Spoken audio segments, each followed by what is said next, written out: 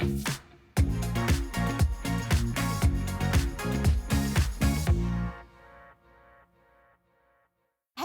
and welcome to Qatar 365, the show that offers an inside look around Doha and the local area. I'm Miranda Rassi, and in this episode we're getting fit as we speak to some of the most inspirational women in sport. Coming up, we're teeing off with top female golfers, discussing Olympic plans with Lolwa Al-Mari, and finding out what it feels like to represent Qatar at the highest sporting levels. More than 700 organisations around the world have made a concerted effort to include women in the game of golf. And Qatar is no different. Scheherazade Ghafour met some of the best players in the country. Meet golfer Yasmin Ghanem, ready to tee off. She joined the Qatar national team in 2008, hitting far for the country in competitions around the world. It's very challenging to play with the other people from other countries. To build my character, to feel confidence, to contact people, to know different culture. Yasmin believes Qatar's nurturing of golfing talent is on an upward slope. It's like doing a tour for school programs about the golf, even the universities. I tell my story. So I always push any girls, whatever they have motivation for any sport, like go and try it. Yasmin's main base, Doha Golf Club, put its flags out back in 1996, making golf as inclusive as possible. Yeah, we have ladies beginner classes, we have an active ladies section, and we also have ladies PGA professional coach. The most established course in the city has already got the ball rolling on top tracer technology for players on the driving range. Education City Golf Club opened its greens to the public in 2019, and with 8,000 hours of coaching a year, has made equal inroads with female golfers.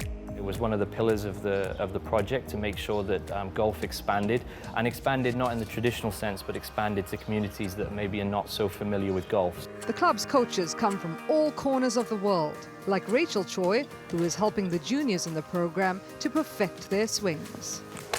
It's a pretty equal amount of boys and girls, especially the young ones.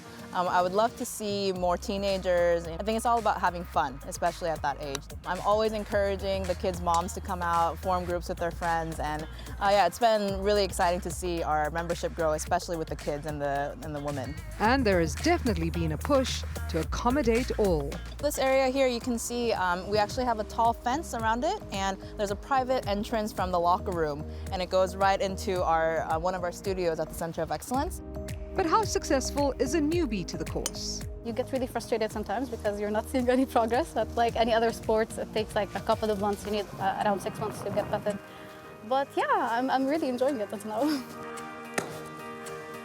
Well, I'm definitely sticking to my day job, but professionals like these put hours into their gameplay and are confident they can pass on some skill secrets to people like us with no experience or very little talent. All right, don't be so hard on yourself, Shez. This is how you do it. It's very simple. You just want to relax, make sure that you make a big rotation, and get into a photo finish. You hit that really good, though. Did I? Yeah, you did. It's quite evident that the ace progress being made with golf here is as rewarding as a hole-in-one. Qatar Women's Sports Committee is dedicated to supporting and developing opportunities for women in sport. Committee President Lolwa Al-Mari has a clear vision for the future of sport for women and knows what it takes to make that vision a reality. Qatar Women's Sports Committee was established in 2000, and it was under the Qatar Olympic Committee 2001. And it has two main roles. One is working with the national federations and the Qatar Olympic Committee to establish Olympic sport teams to participate and represent Qatar. And the other one is to encourage all the community to do sport and to have a sport as a lifestyle. So we do programs all over the year for women in all ages to participate only in sports. And how do you think you've seen sport and opportunities for women change since you joined the committee? I joined the committee in 2008, but of course I was involved in sport all my life. Things change a lot. You know, the country is encouraging women to do sport. And after Qatar announcing hosting all those major events, the tennis, athletics, and a lot of events are hosted here in Qatar. So the people here, they are in love with sport. You mentioned being involved with sport all your life. How did your love for it start? I was playing judo myself. I was doing judo, but I didn't take it like to a professional level. And then I studied in the University of Qatar. I graduated as a PE teacher.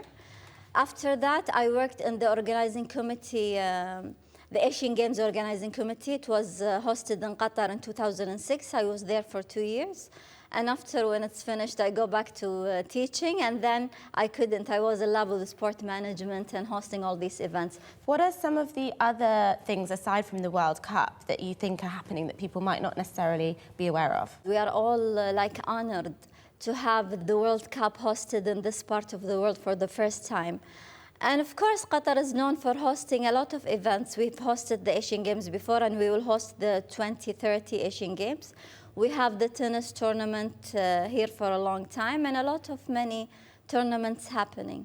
What role do you think sport plays in bringing people together and, of course, encouraging participation? Our first Olympic participation was in 2012. And in many other countries, it was their first as well. In many areas, when we see all athletes from different nationalities, different religion, different color, all of them just together for the love of sport. So, of course, it brings peace for everyone. Do you have any big major plans coming up, any big achievements or anything that you're really working towards over the next few years? As I told you, our first Olympic participation in 2012, and then we participated in Rio, no any medals. So, of course, we are working on gaining these medals, and we hope we will get it. This is our dream, and I think it will come true.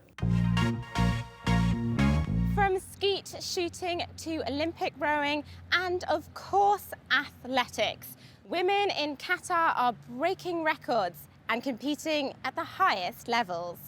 And I spoke to some of those sportswomen to find out what it truly takes to rise to the top of the game. 3 women, 3 sports, 3 champions. Mariam Farid is a Qatari track and field star. I was speaking up and saying, oh, we need to hold the World Championship for the first time in the Middle East. We need more women to see us. We need to have more women to be inspired. In 2019, she represented Qatar in the women's 400 metres hurdles, held here in Doha for the first time in the Arab region. It's been the start of positive transformation. As a woman in the sports industry or even in track and field, have changed so much and has inspired, I believe, so many younger generations and people around to see that there are women who compete, there are women who play professionally, there are women who actually just go to the gym and train.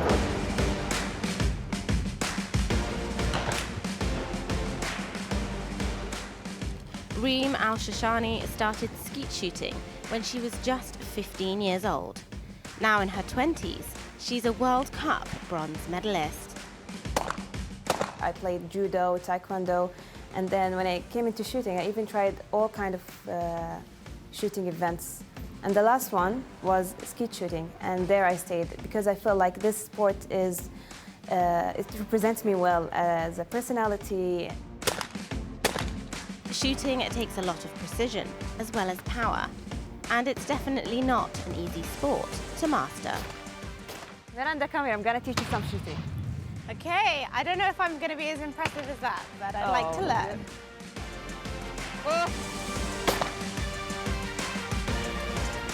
Here you go. Please don't throw away my gun. It's a very precious thing to me. It's not a thing. It is my baby. Heavy. It is not heavy. All right. Perfect. And then, You shoot. Ready. I want to be in the Olympics, to be qualifying in the Olympics, to get the gold medal. To be very proud of myself for choosing this sport and to make my family proud, my country.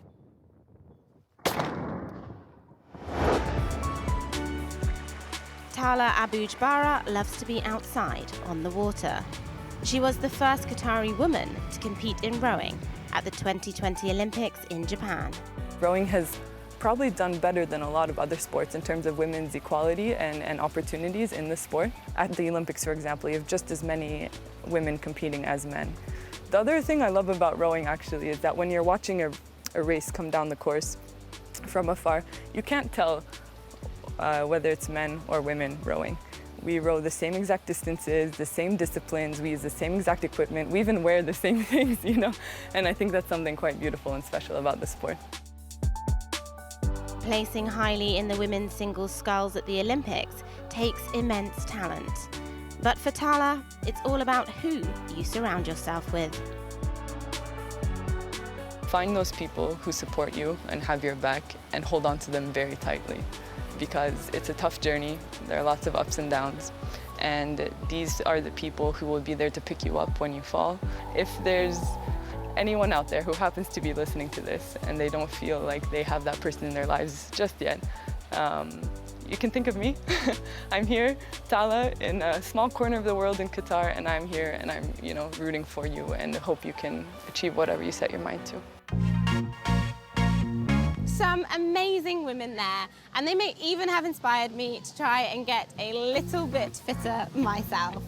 And that's all we've got time for on this episode, but if you have any questions, just reach out via our hashtag Qatar365. Thanks for watching. Do check out Euronews.com for more, and join us again next time on Qatar365.